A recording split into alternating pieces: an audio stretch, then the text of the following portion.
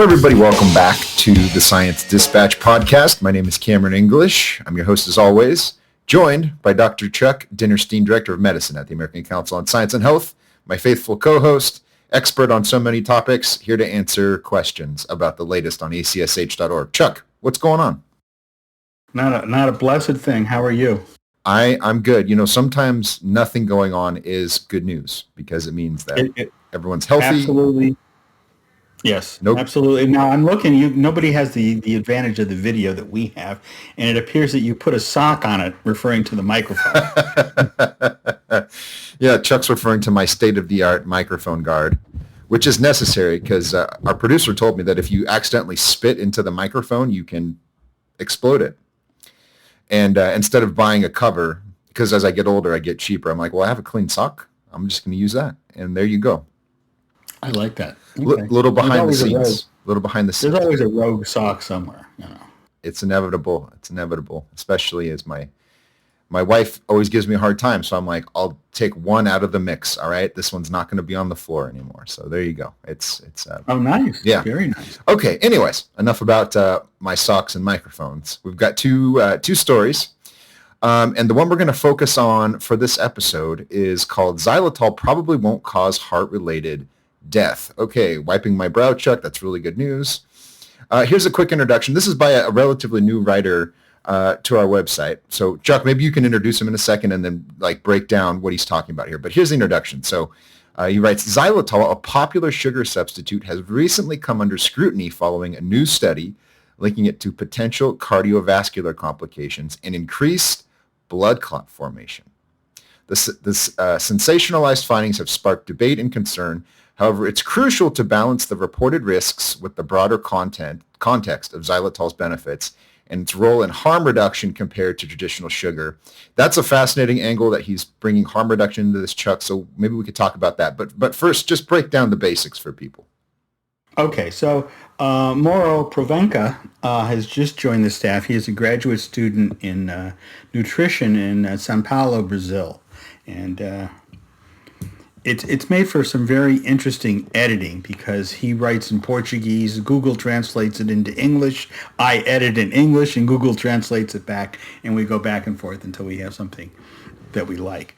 That challenge aside, the xylitol is, chemically speaking, another one of the alcohol sugars that's like erythritol that was talked about last year by this same group who also said that erythritol is bad. So they continue mining the alcohol sugar world to see what kind of research that they can find. So xylitol is a food additive. It has an anti-caries effect in terms of tooth decay. So you'll find it in a lot of toothpastes. It's bad for dogs. You can't give it to dogs. It will kill the dog. But in humans, the data is not quite as clear. It is found in nature, and we produce anywhere from 5 to 15 grams of xylitol in our metabolism a day, which becomes important when we talk a little bit more about the study. So it was what researchers described as a discovery study, which is another term for they're taking a fishing trip to see what they can dredge up and report upon. So using a genetic data bank, they had a little over 1,000 plasma samples from overweight individuals with significant coronary artery disease, and they looked at the xylitol levels that they found in those samples. And what they found was that people with an elevated xylitol level had a greater incidence of major cardiovascular complications, heart attack, stroke. And they went ahead and published that material along with a second study they did. The second study that they did, and then we'll put them both together, they took a much smaller sample of 15 or 20 hapless graduate students and gave them a drink of 30 grams, included 30 grams of xylitol, which would be found perhaps in some of your more dietetic caffeinated beverages. And they've made two findings. One, lo and behold, xylitol levels rose after you drank it.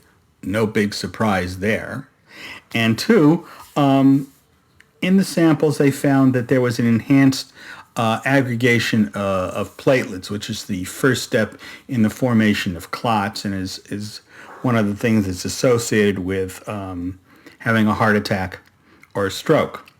So they put 2 and 2 together to come with 5 1/4, and they decided to show that these findings in the small experiment of possible clot was probably a very good reason why people that had an elevated use of xylitol had an elevated experience of cardiovascular complications.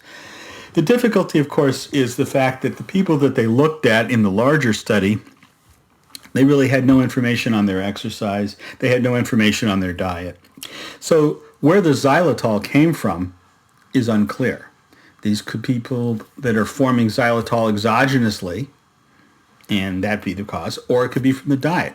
So saying that xylitol is bad for you is certainly a stretch of the imagination.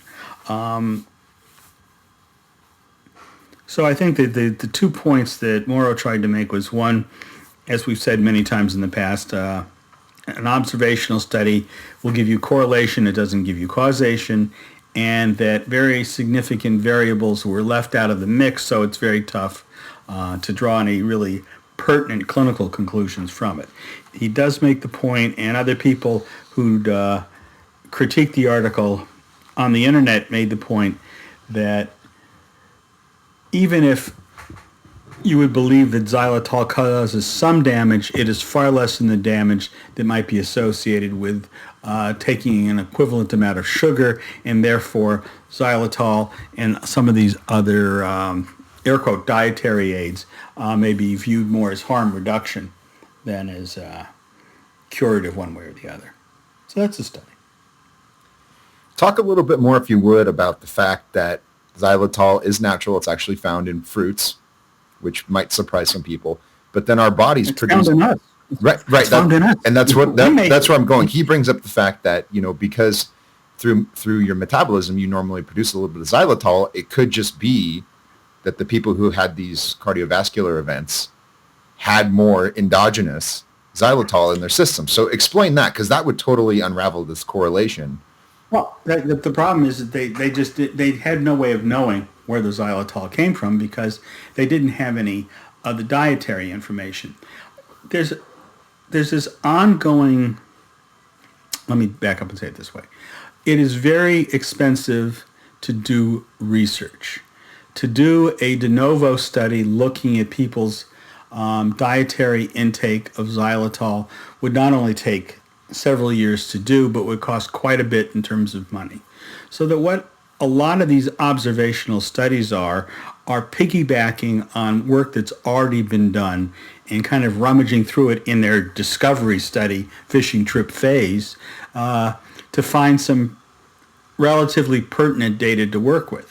I'm sure that the researchers would have been much happier having the dietary information, but it just turns out the stuff that they gathered from the genetic data bank where they had the plasma samples didn't bother to capture any of the information about exercise or diet or any of the rest. So they did the best with what they had because they didn't want to expend the additional effort and monies to get to a real answer. It occurs to me that in academia, we do things that just simply would be absurd in any other context. So if the bumper falls off my Toyota, for example, it would be cheaper and, more efficient, time speaking, to just super glue it back on, right? And I mean, I could probably drive the car a little bit, but the likelihood that it falls off and I run over it and pop all 4 of my tires goes up exponentially. So it behooves me to maybe save the money and actually just get the bumper replaced. And I think most people recognize that, and that's why we have car insurance and so forth.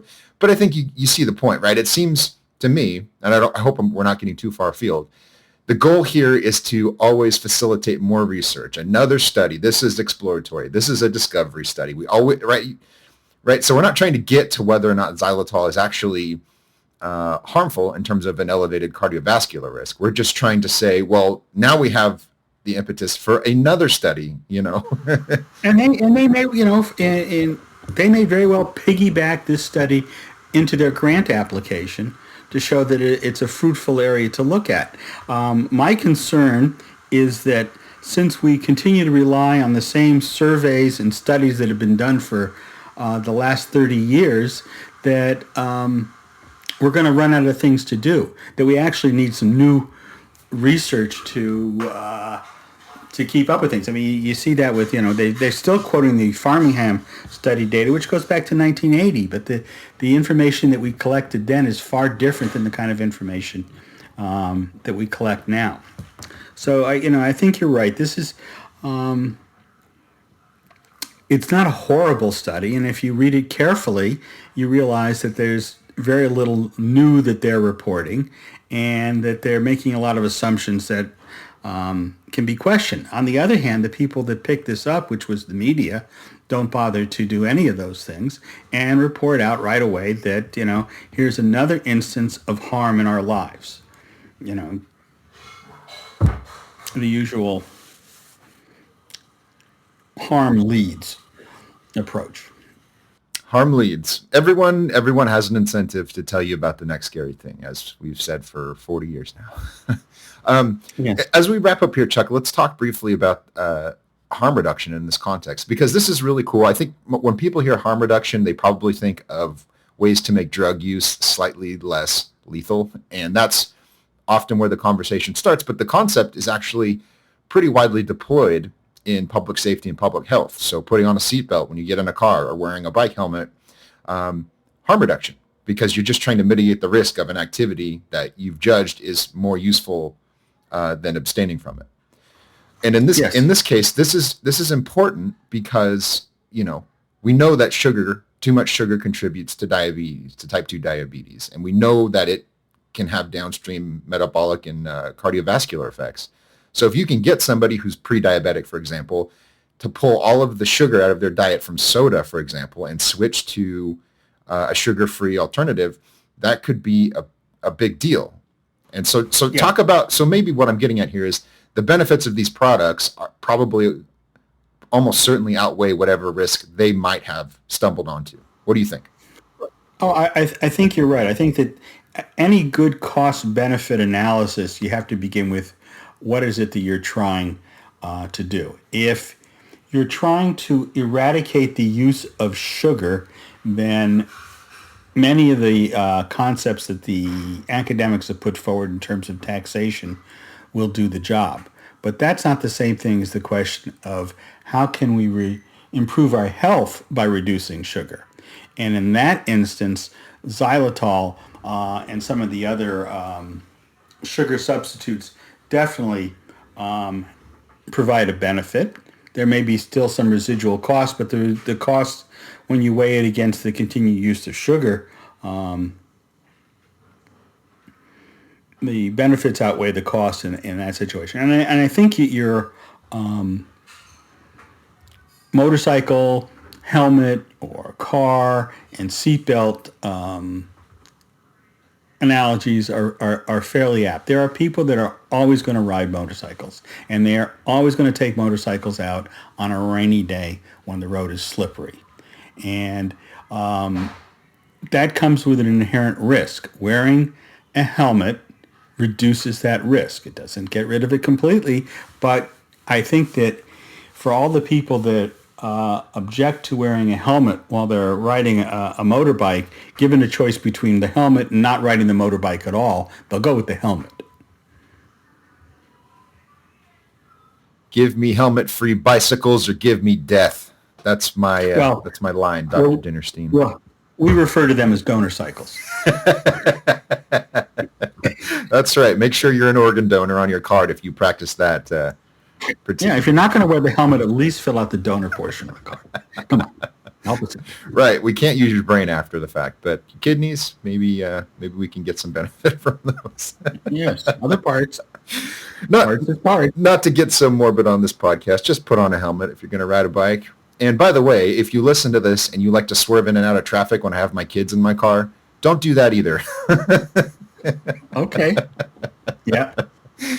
Yeah, I don't know. It's a Hail Mary, but what are you going to do? Okay.